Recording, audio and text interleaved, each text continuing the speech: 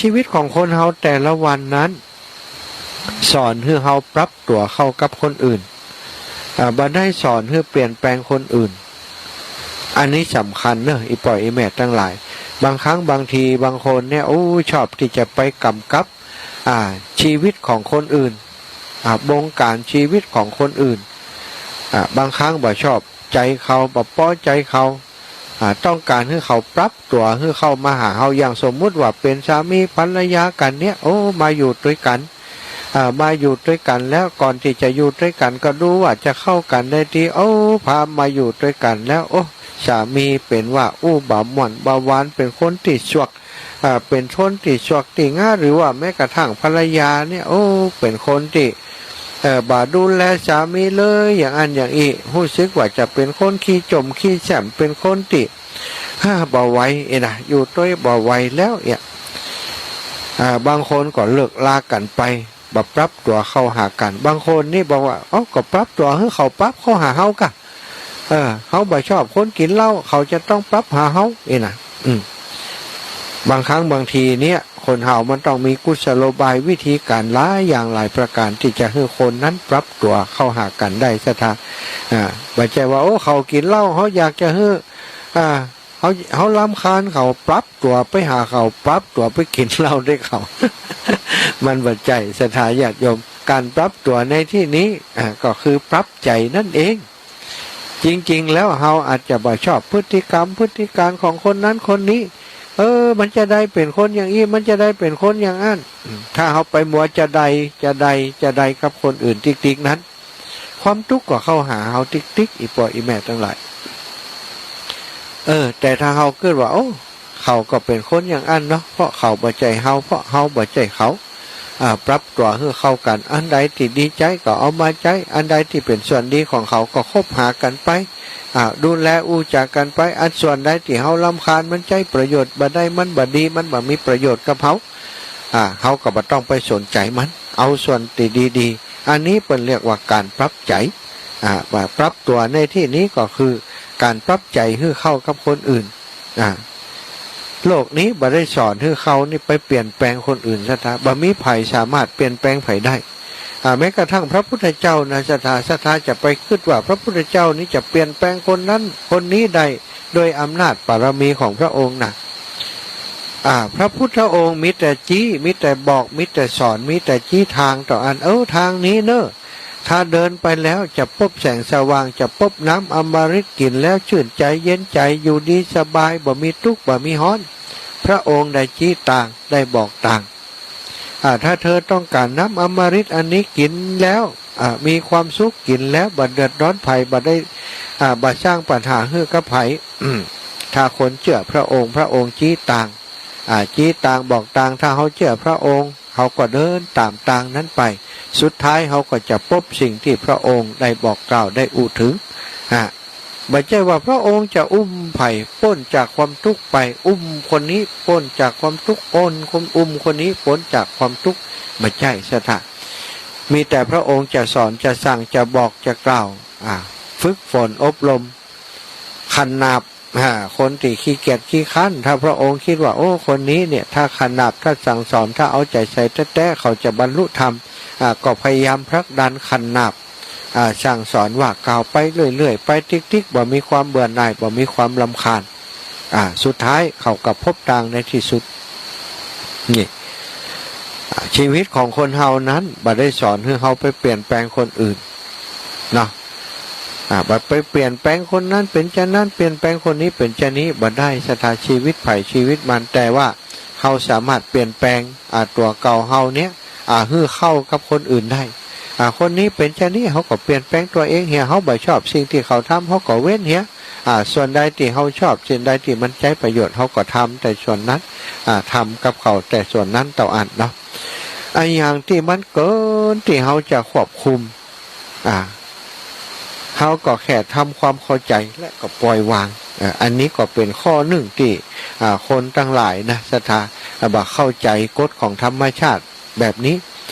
บางสิ่งบางอย่างเกินที่เขาจะควบคุมถ้าเขาจะไปคิดว่าควบคุมจะทำจะได้ให้มัน เป็นจะนั้นจะทำมันใดให้มันเป็นจะนี้สถานมันเกินกำลังของเฮา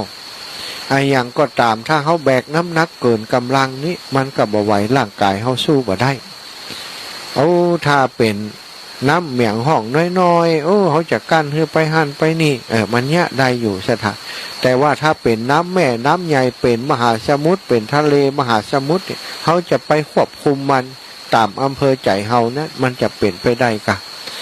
อย่างบาเดียวนี้สถาไปพอเนาะน้ำท่วมภาคเหนือเฮาผ่านไปแล้วลงไปภาคกลางแล้วตอนนี้ได้รับความเดือดร้อนตั้งภาคกลางนี่ท่วมนักเนาะสถามันท่วมคือท่วมถังแต่เฮานี่น้ำป่าไหลหลากพัดมาแล้วก็วันสองวันก็หายเนาะแม้กระทั่งท่วมให้ท่วมนาวันของวันก็บ่มีแล้วแต่ถ้าทางภาคกลางเนี่ยดองกันเป็นเดือนบางคนเนี่ยต้องเป็นรักษาโรคห้องกงฟุตแก่น้ำสถาเดินทางไปที่ไหนมันเปียกมันแฉะไปหมดแม้กระทั่งอยู่บ้านอยู่จองก็จมน้ำอยู่หั่นอันนี้ก็อีกเด้อพี่น้องต่างภาคกลางตอนนี้กำลังเจอเรื่องนี้ศรัทธาญาติโยมเมื่อมีปัญหาแบบนี้นั้นมันเกินที่เขาจะควบคุมนะเกินเขาที่เขาจะควบคุมสุดท้ายเขาก็แค่ทำความเข้าใจว่าธรรมชาติมันเป็นอย่างอีกเขาอยู่ในพื้นที่ลุ่มต่ำเขาอยู่ในพื้นที่ลุ่มต่ำมันก็ต้องเกิดปัญหาอย่างอีก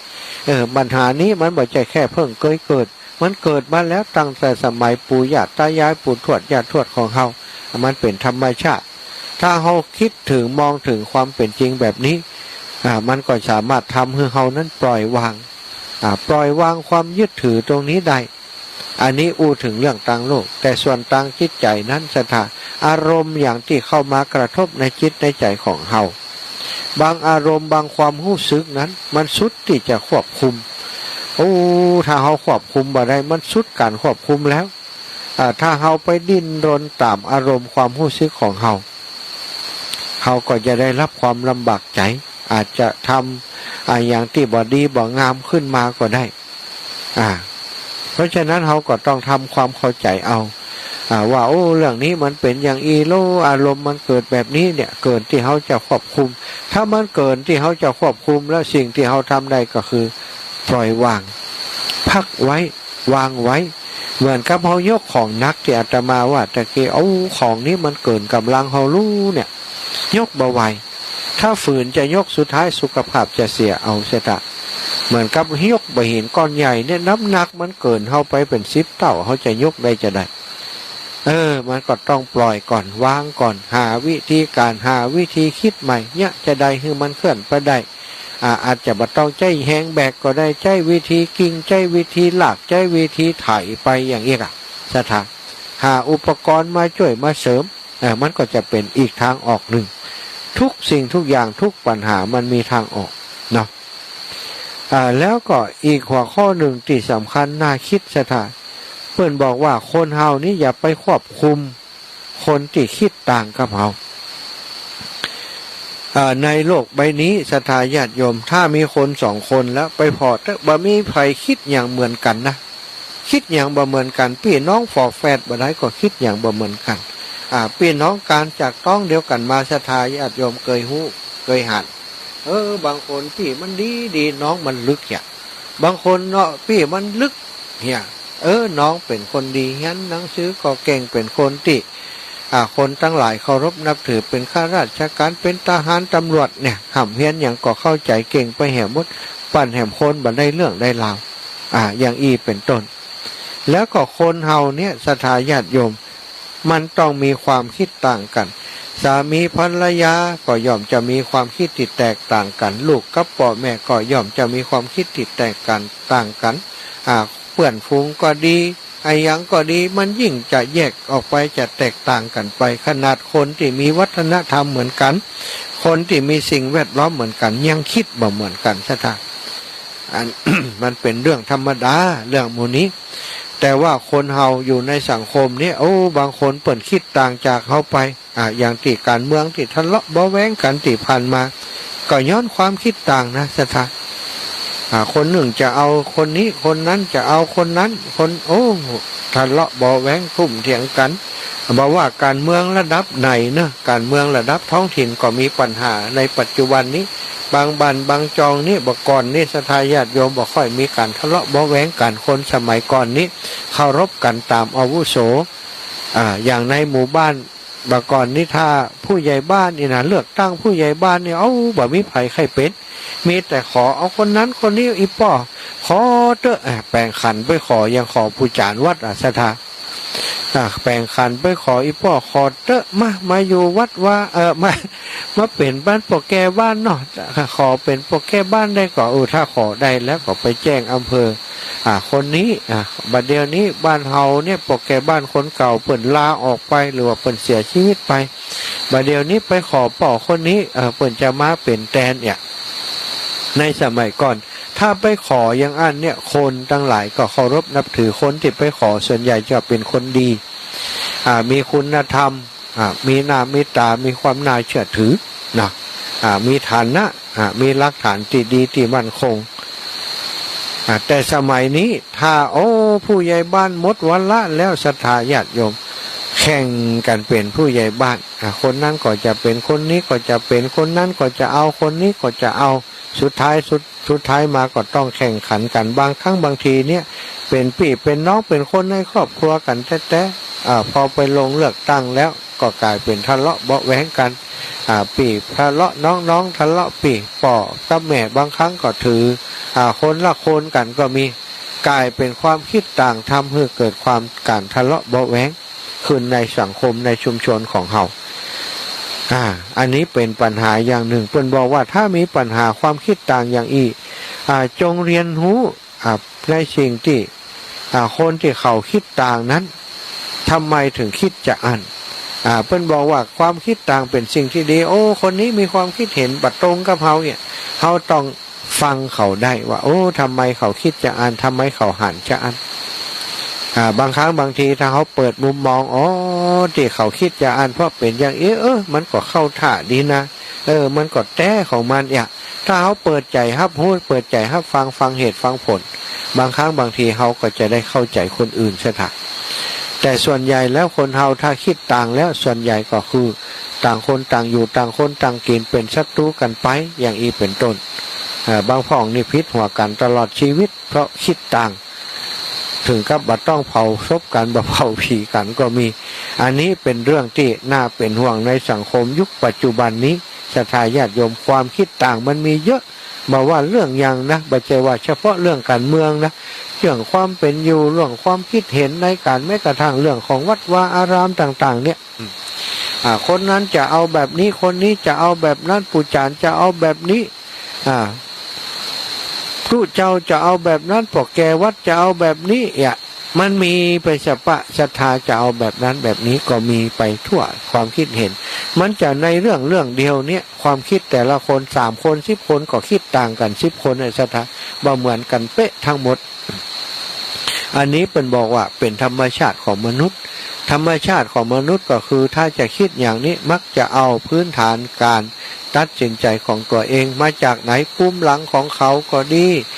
ความรู้สึกโกรธเกลียดอย่างต่างๆที่มีอยู่ในใจก็ดีบางครั้งมีความลำเอียงเพราะความฮักความโกรธความโลภความหลงจะทางอันนี้ก็เป็นเหตุหนึ่งที่ทำให้คนคิดต่างฉะนั้นในเขาแก้ปัญหาคนคิดต่างจากเขาก็คือต้องศึกษาเขาต้องเข้าใจเขาว่าทำไมเขาถึงคิดต่างจากเขาข้อต่อไปเป็นบอกหน้าที่เฮาบ่ได้มีเพื่อจับผิดผู้อื่นอีปล่อยอีแม่ทั้งหลายบางคนเนาะมีชีวิตแต่ละวันนี้บ่เคยได้พอเข้ามาในตนตัวของเก่าตานี้ปกติมันอยู่บนหน้าของตัวเฮานี่เปิ้นฮื้อพอตัวพอตนของเฮาพอเนื้อพอตัวของเฮาพอจิตพอใจของเฮามันอยู่ใกล้เฮาที่สุดแต่ส่วนใหญ่คนใจสายตาไปจับผิดคนอื่นใจความคิดใจหูใจสัมผัสใจอย่างต่างๆเนี่ยไปซ้อจับผิดคนอื่นคนจับผิดคนอื่นศรัทธาญาติโยมก็ได้แต่สิ่งที่ผิดของคนอื่นมาถึงนั้นถ้าเฮาบ่อยากจับผิดคนอื่น เขาใจยากจะไรก็ต้องมาจับผิดตัวเก่าว่าทำไมต้องไปจับผิดคนนั้นคนนี้ว่าโอ้หานเปิ้นแต่งตัวอย่างนั้นพอดอกโอ้อายุป่านนี้แล้ว แต่งตัวยังมานุ่งสั้นอยู่กะโอ้อายุ80-90ก็ยังย้อมผมอยู่กะโอ้ศรัทธาผมอยู่บนหัวเปิ้นไปจับผิดเปิ้นเนี่ยอย่างล้ำเหลี่ยมนี่คนเฮานาจิตต่างรู้เนาะนาจิตต่างจะไปว่าเขาเนาะเฮามีหน้าที่จะต้องดูแลตัวเก่ามองเข้าไปดูจิตดูใจของตัวเก่าว่าทำไมเฮามีความสุขหานคนนั้นคนนี้ทำไมเฮารู้สึกแบบพอใจเฮารู้สึกเครียดรู้สึกว่าจะต้องตำหนิเตียนเขาจับผิดเขาตลอดอย่างเงี้ยถ้าเขาเป็นคนอย่างอีนั้นเขาจะเป็นคนที่หาความสุขมาได้ถ้าเขาอยากจะเป็นคนมีความสุขเขาต้องเลิกจับผิดคนอื่นแล้วมาจับผิดตัวเก่าว่าโอ้อารมณ์นี้มันเกิดขึ้นจะได้สิ่งนี้มันเกิดขึ้นกับเขาจะได้ทำไมเขาถึงกลายเป็นคนอย่างอีในเรื่องของตัวเก่าบ่ค่อยสนใจตดตัวเก่าหาว่าหอมตดคนอื่นหาว่าเหม็นอันนี้คือกรรมโบราณเปิ้นว่าเนาะถ้าเขาอยากจะอยู่แบบมีความสุขเขาต้องมาฝึกฝนในการเพ่งพินิจความผิดของตัวเก่าละเลิกความโลภความโกรธความหลงความอิจฉาริษยาความยึดมั่นถือมั่นในตนในตัวจับผิดตัวเก่านั้นยิ่งจับผิดตัวเก่าได้นักต่อใดจิตใจเขาจะถูกนักต่ออันสถานแต่เมื่อใดเขาไปจับผิดคนอื่นนักขึ้นเขาก็จะมีความทุกข์ความงุดงิดความไม่สบายนักขึ้นต่ออันมีความเป็นตัวเป็นตนเป็นกูเป็นมึงนั้นเขานี่เขามันก็จะตู้กันไปนะชีวิตบ่มีความสุขคนบอกว่าคนเฮาบ่มีไผสมหวังไปทุกอย่างในชีวิตสถาอีป่ออีแม่อยู่กันมากี่ปีตั้งแต่น้อยถึงใหญ่จนอายุป่านนี้เนี่ยเฮาเคยสมหวังทุกสิ่งทุกอย่างในชีวิตก็บ่มีอาตมาคิดว่าความคำว่าสมหวังจริงๆในชีวิตของคนเฮาเนี่ยบ่เคยมีบ่เคยสมบูรณ์ถ้าได้หมออีแล้วมันก็หวังไปแหมอยากจะได้อย่างนั้นถ้าได้อย่างนั้นมันก็จะหวังไปแหมว่าอยากจะได้อย่างนั้นเพราะฉะนั้นความคำว่าสมหวังเนี่ยมันเป็นพักๆเป็นครั้งคราวบ่ได้สมหวังตลอดไปวันนี้สมหวังมีความสุขถูกหวยร้อยแช่วันผูกมาก็ผิดหวังแหมแล้วสมหวังผิดหวังสมหวังผิดหวังอยู่หั่นทำเพื่ออารมณ์กับเพื่อไปกับเพื่อมาสิ่งบ่คาดคิดเกิดขึ้นได้เสมอสถาอันนี้ก็คือสิ่งที่เฮาควรจะไตร่ตรองพินิจพิจารณาพินิจพิจารณาเอามาเป็นอารมณ์นะสิ่งที่บ่คาดคิดอย่างข่าวเมื่อวันก่อนศรัทธาว่ามันน่าจะเกิดขึ้นก่อนนั่นคือสิ่งที่บ่คาดคิดเหมือนกันมันเกิดขึ้นได้เสมอศรัทธาอีป่อยอีแม่เนาะฉะนั้นถ้าอยากจะมีความสุขอยากจะเป็นคนอยากเป็นพุทธสาวกอยากจะเป็นพุทธศาสนิกชนที่ดีอยากจะเป็นอีป่ออีแม่ที่อยู่แล้วมีความสุขลูกหลานฮักลูกหลานชอบแล้วก็เฮาเป็นคนที่มีประโยชน์ต่อตัวเก่าต่อคนอื่นๆนั้นต้องฟังคำสอนของพระพุทธเจ้าที่พระองค์บอกว่าอัปปมาโทมัจจุโนปทังความประมาทความขาดสติเป็นทางแห่งความตายนะฉะนั้นศรัทธาญาติโยมทั้งหลายวันนี้เนาะก็ขอมีสาระธรรมมาฝากประมาณนี้ก่อนแล้วกันเนอะอาตมาภาพต้องขอบคุณศรัทธาญาติโยมที่เป็นกำลังใจติดตามแล้วก็วันนี้ได้มาพบปะศรัทธาญาติโยมหลายท่านด้วยกันบางครั้งบางทีก็หันกันยักหน้ายักคิ้วใช่กันอีแม่ก็มาก้าบางครั้งบางทีก็แม่นก็จะคนนั้นก็จะคนนี้ก็จะแต่ศรัทธาญาติโยมได้ยิ้มได้คือกำลังใจครูบาอาจารย์หลายรูปตลอดถึงคือกำลังใจอาตมาตุลุงยองเนาะพบปะกับศรัทธาญาติโยมพี่น้องลำปางเอาสปะสเปดมาฝากตุลุงยองวันนี้ก็คงจะสร้างกำลังใจให้ตุลุงนักหนาอยู่เหมือนกันเนาะขอบคุณพี่น้องลำปางเนอะแม่ยายน้อยแม่ยายน้อยอินยาศรีพร้อมกับคณะเนาะโยมแม่คำมาเมื่อนีวงเปิ่นก็อายุนักแล้ว80 ปลายเดินทางมาด้วยการศรัทธาเป็นตาดีอินดูก็ขอบคุณอีแม่นะทุกท่านทุกคนหันหลายท่านหลายคนบางพ่องกับมา3 ขา4 ขามีงานครูบาอาจารย์มีงานอย่างอีก็มาช่วยเหลือเติมกันจนทำให้การวางศิลาฤกษ์เป็นไปโดยความเรียบร้อยวันนี้โยมแม่พรทิพย์เนาะ โยมแม่พรทิพย์ซึ่งเป็นเจ้าภาพเก้าเจ้าศรัทธาเก้านั้นโอ้เปิ่นก็ดีใจที่เห็นศรัทธาญาติโยมได้มาร่วมการร่วมงานจนได้ตั้งคำอธิษฐานได้แล้วก็ภาวนารับผิดชอบการใช้จ่ายในเรื่องของในเรื่องของการซื้อที่ดินเนาะเอาที่เป็นที่เป็นสินก็หมดไปเลยสำหรับวันนี้ก็ต้องเพราะว่ามันมีบรรยากาศอย่างหนึ่งที่เปิ่นหันโอ้คนมานักมาหลายหันศรัทธาญาติโยมมากันนักกันหลายทำให้เปิ่นก็มีกำลังใจเนาะบริจาคทรัพย์สินเงินทองไปแล้วโอ้มันเกิดประโยชน์กับคนทั้งหลายรุ่นนี้เพราะว่าคนทั้งหลายจะได้ใจประโยชน์กับวัดกับวาแห่งนี้เนาะวัดวาแห่งนี้ก็บัจจัยวัดไฟวัดของส่วนรวมวัดของพระพุทธศาสนาไว้ถวายไว้เป็นวัดของพระพุทธศาสนาศรัทธาญาติโยมจะได้มาทำบุญซึ่งโยมแม่พรทิพย์แล้วก็คุณดุษฎีโรจน์การเนี่ยโอ้เพิ่นพึงพอใจเท่าที่อาตมาได้พูดคุยกับโยมแม่เนาะก่อนที่เปิ่นจะเดินทางกลับก็มีโอกาสได้อุจาพูดคุยกับโยมแม่โอ้เปิ่นก็บอกว่าวันนี้ปลื้มใจแต่มีความสุขใจที่ได้ทำบุญใหญ่ในครั้งนี้ครั้งหนึ่งเคยไปปลดหนี้ให้กับวัดพระธาตุจำต้องซื้อที่ดินเนี่ยอย่างเนี้ยศรัทธาญาติโยมวันนี้ก็ได้มาทำอีกครั้งหนึ่งอันนี้คือสิ่งที่เปิ่นกล่าวเปิ่นบอกเนาะเปิ่นบอกว่าโอ้วันนี้หันคนเฒ่าคนแก่คนหลายวัยมาร่วมงานแสดงว่าโอ้พลังบุญของคนเชียงใหม่ของเฮาตลอดถึงคนต่างภาคเนี่ยของเฮายังมั่นคงในพระพุทธศาสนาในมั่นคงในทานศีลภาวนาอยู่เปิ่นบอกว่าเปิ่นภูมิใจเนอะก็ขอบคุณโยมแม่แล้วก็ขอบคุณมายังศรัทธาญาติโยมสาธุชนทุกท่านทุกคนอีกครั้งหนึ่งเอาละตอนนี้ก็จะเปิดโอกาสให้ศรัทธาอีป่อยอีแม่ได้โทรมาเนาะโทรมาคือกำลังใจมามาเอ่ยมาบอกไอ้ยังอยากจะยังก็โทรมา0808844173เนอะ0808844173อ้าวโยมแม่ดวงดีนาลัตตะดีขึ้นแล้วยังโยมแม่ดวงดีถ้าจะฟังอยู่โยมแม่สีทรจมฟองเนอะอีแม่ตุบันได้แวะหาเตื้อให้มะเนาะวันนี้เดินทางค่ำมืดแล้วก็จะเดินทางไปเวียงป่าเป้าพุ่นเนอะเวียงป่าเป้าพุ่นก็เดินทางไกลอยู่จะได้บันได้แวะหาแม่แล้วเนาะมันค่ำมันมืดแล้วเจริญปอนแม่อ้อยพระสาเจ้าแม่จะได้ถิ่มได้ไปเนาะผู้หลักน้ำหนักเนี้ยจำเป็นยังมันมีโอกาสอยู่เดี๋ยวฉลองสมโภชก็มาก็ได้ที่ไม่ใช่ที่ท่านแล้วที่แม่บอกว่าอันอย่างก็ที่ว่าหอมมันเนี่ยเรามุนท้า500แล้วก็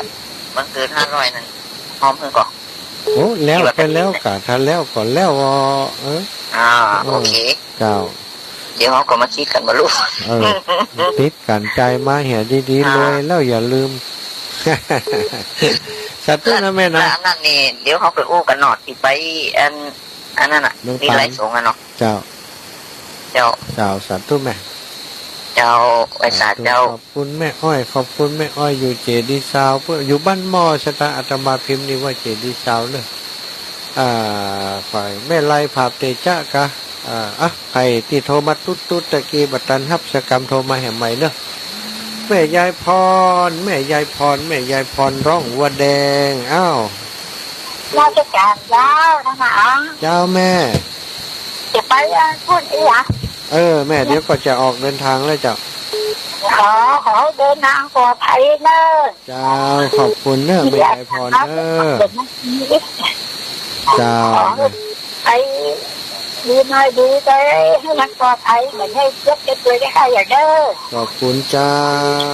แม่ยายพรก็เหมือนกันเนอะวันนี้ก็ได้ไปค้าชอดไปวันฟังไทยทอดนะจ๊ะกะฟังไทยทอดวันคำลบเนาะขอบคุณเจริญพรแม่ยายพรเอาละต่อไปโยมแม่บุญนักสวัสดีเจ้าพระอาจารย์เจ้าแม่สบายดีเนาะวันนี้ป้ากันก็โอ้ว่าพอหมดนาไปตัวไม่ได้ไปย้อนไปนี่มันเคยมันก็มาว่างแล้วพอดีเป็นกระดูกทับเส้นน่ะแต่ว่าไปตัดข้างเดินมาได้นะวันนี้โอ้ไหนแยกกันนักนะกันนะเจ็บขาเจ้าแม่เป็นยังสาธุ ธุสาธุเนาะได้ฟังรายการอยู่เนาะได้ฟังรายการ เจ้า อยู่เนาะ ปุณณถ้าไปหลอบพันหนึ่งก็ที่วันเนี้ยวันที่อย่างก็ มีนา ที่วันเนี้ย เมษาปุ่นน่ะแม่เด้อยังกำหนดวันเตื้อยังไม่ได้สร้างครับเด้อ มาถึงแค่แหละ เหมือนอยู่สาธุนะแม่นะขอบคุณนะ สาธุเจ้า ปันกันคนน้อยกับแม่สายทองบ้านห้องหลับปูนเจริญปอนแม่ เจ้าพระเจ้าว่ามาหาบัตรยายพรเลยก็ บัดตันยายพรมาก่อนกะ เจ้ากิ่งยายพรแซงเลย ยายพรแซงอีแม่แล้ว ฟังแต่วันข้ามเลยเจ้าฟังว่าถ่ายทอดจะจบเลยเจ้า แต่หลายตันหลายคนเนาะฟังกันฟังเหมือนกันไปเปลี่ยนกัน วัดโพธิมงคลพวกกับไปนะแต่ก็ว่าฝากอันเปิ้นมาหอมพระหาให้กำเนิดเนาะ แม่ก็หลายคน ไปบุญทวีนะพ่อพระบ้านเกิดของโยมแม่เนี่ยเกิดน้ำพ่อพระ อ๋อจ้า แล้วก็มาอยู่ด้วยกัน จ้าแม่ขอบคุณแม่เนอะ เจ้าแต่ตัวอนุโมทนาบุญโดยเข้ามานะเจ้าแต่ตัวเจ้า ขอบคุณโยมแม่เจ้าแม่แก้วกันทะวงศ์หมู่11ปองเปาเจ้า ไม่ใช่เจ้า เจ้าแม่ ถ้าแวะมาให้กับพ่อแม่ดื้อ นะแวะอย่าใดวันนี้ค่ำแล้วรับแล้ว จะมาไม่ได้จะมาไม่ได้จะมาเล่นกับแม่ลงดีไม่ได้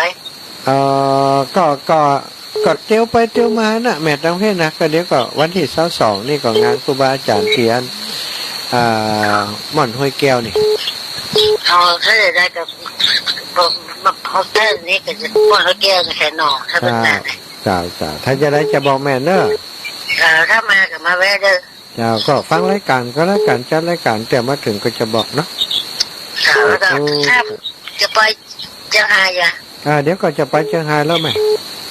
แล้วก็ท่านเอาสักทางท่านหอมท่านแห่ลอยเด้อ สาธุแม่เชียงรายล่ะ จ้ะ ได้สาธุบุญรักษาปันกันคนน้อยแม่สุบ้านร้องอีแม่ เจ้ากล่าวว่าสาเจ้าฟังอยู่เลย ฟังอยู่กาดีแล้วทุกวันรับ ฟัง ไป เสีย แล้ ง ว ประจำเสียงดังฟังชัดเลยอาจารย์ ดีกะก็เดี๋ยวท่านอาจารย์ก็จะออกต่อนี่ก้านี่อาจารย์หรือว่าที่ลุงยองบอกให้แม่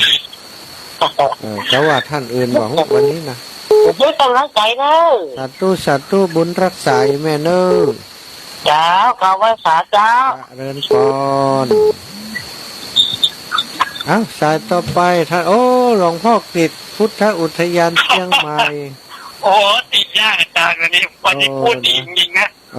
จ้ะขอบคุณหลวงพ่อครับ ดีมากครับวันนี้พูดสุดยอดเลย หลวงพ่อเมตตาลูกหลานขอบคุณ ไอ้คนนี้มีเห่าแล้วไม่ดูเห่าตัวเองนะอาจารย์ครับ ธรรมดาเห่านี่ตัวไม่ดูไปดูเห่าคนอื่นเขา นั่นเนาะพูดดีครับวันนี้พูดดีมากทีเดียว ขอบคุณหลวงพ่อนะวิทยุไม่ค่อยชัดเจนนะครับขอบคุณหลวงพ่อครับ เป็นที่ขึ้นของวิทยุขึ้นทางเล่นแมทกันมากอ่ะจ้ะพอรู้สาธุพัฒการครับ สาธุครับขอบคุณครับผมไหว้สาวแม่ทองศรีสุยะใจรายได้อีแม่ได้แล้วยังอีแม่โทรศัพท์บัดนี้ละชั่วชิดเจริญพรโยมแม่น้อมสุภาวงศ์เจ้าแต่ว่าเขียนผิดนะเขียนว่าใดเขียนที่ว่าอันบัดเจ็ดซากกำเป็นซีดเปียกเลยสมชิดกันอันนั้นฝากอันเน้นลากควายที่อันเจ้าที่เพิ่นทำบุญวันนี้นะเจ้าแม่เจ้าอันนั้นฝากไปอันลำปางเด้อเจ้าแม่เจ้าสาธุเด้อขอบคุณอีแม่หลายฟังอาจารย์ใส่ข้าวม่วนว่านั่นกะม่วนเขาก็ม่วนด้วยอีแม่เขาลุกม่วนอยู่บ้านฟังเสียดายทุกคนเขาก็ชอบเสียงเพิ่นม่วนดิเนาะม่วนว่าวันน่าจะทำเป็นอันแผ่นซีดีเป็นอันอย่างก็นะแผ่นได้คือสตาได้ปูจาเอาไปไว้ฟังเด้อเจ้าสาธุขอบคุณแม่นะ เจ้าสาธุเด้อ บุญรักษาบุญรักษาโอ้โยมแม่สุยะใจตุบัตันหับสกรรมวางสายไปเห็นแล้วแม่ทองศรีสุยะใจเนอะแม่สมบูรณ์ไร่ศรีลาทองโทรมาแหมใหม่พอเวลาก่อนเนอะจะหมดแล้วยังโอ้19:56 นาทีได้แหมสักสายอยู่กะสายสองสายก็ได้ถ้าบัตรตันก่อนแล้วไปเนาะวันนี้ก็เดียวเสร็จรายการแล้วเรียบร้อยเก็บครัวขึ้นรถเดินทางสถานรับในรถเนี่ยบัดเดียวนี้ตาแตบมิ่นแล้วนะ มันเพลียแดดตัวแล้วก็ตื่นเจ้าตัวศรัทธาว่าเป็นอย่างถ้ามัดการงานอย่างอีก่อนยาวแล้วอาตมาบัจเจกอาตมาเนาะครูบาอาจารย์ก็เหมือนกันนั่นนะท่านพระครูอภิวัตรก็ตื่นแต่เจ้าตุลุงยองก็มีภาระหน้าที่ตั้งแต่เจ้าเหมือนกันบ่มีไผได้พักสักคนท่านอาจารย์สมหวังแม่บ้านแม่ครัวที่นี่ก็บ่ได้พักกันศรัทธาบ่ได้พักกันเนาะเจริญพรโยมแม่น้องเข้าฟังไปสาเจ้าอีหยังแบบพักผ่อนอย่าท่องล่ะก็เดินทางก่อบัตรตันงานทั้งปุ้นวันผูกอีแม่ดูแลตัวเองให้ดีนึงค่ะเจ้าขอบคุณแต่นะแม่ก็ว่าโอ้ไออย่างนี้จัดวันนี้ทั้งวันมาตอนเย็นนี้ข้าวแหมเยอะตอนกลางคืนนี่เดินทางแหมเป็นห่วงนะค่ะเจ้าขอบคุณเนอะแม่เนอะดูแลตัวเองให้ดีนะคะสาธุโอ้ขอบคุณกำลังใจที่ดีจากน้องแม่น้องเข้าฟังเนอะโยมแม่สมบูรณ์คนบ้านไกลคนลำปางคนลำปางลูกเดินทางอย่างปลอดภัยนะลูกเนอะเจ้าแม่เดี๋ยวก่อนเดินทางแล้วจ้ะเดี๋ยวจะไปพักผ่อนหนักๆหน่อยสาธุเดี๋ยวก่อนพักผ่อนแล้วขอบคุณนี่แม่นะเจ้าแม่ก็เป็นห่วงเจ้าดีแล้วเนอะเวลาหมดเวลาโอ้แม่น้อยวันกล้วยพดมานี่แหมสายอยู่ขอแหมสายกันแล้วกันก็เดี๋ยวก็จะลากันพร้อมกับแม่น้อยเจริญพรแม่น้อยพระอาจารย์เดินทางวันนี้แหละเจ้าเดินทางวันนี้แม่ขอบคุณอีแม่เนอะเจ้าบุญรักษานะไปเด้อสาธุอายุวันโนพระธรรมคำสอนค่ะอาจารย์ถูกใจเจ้ามากเจ้าสอบว่าถูกว่าไม่กว่าตาที่จะสอนจันทร์เขียวออกเขียวคนอื่นเพราะคำว่าไผ่ละขอให้มีความสุขความเจริญจัตตาโอธรรมาและธรรมที่อายุวันโนสัมมาสัมพุทธเจ้ามีความงามเงียบไม่เปรียบเทียบเขาเทียบเราไรมองไม่งามช่างเขา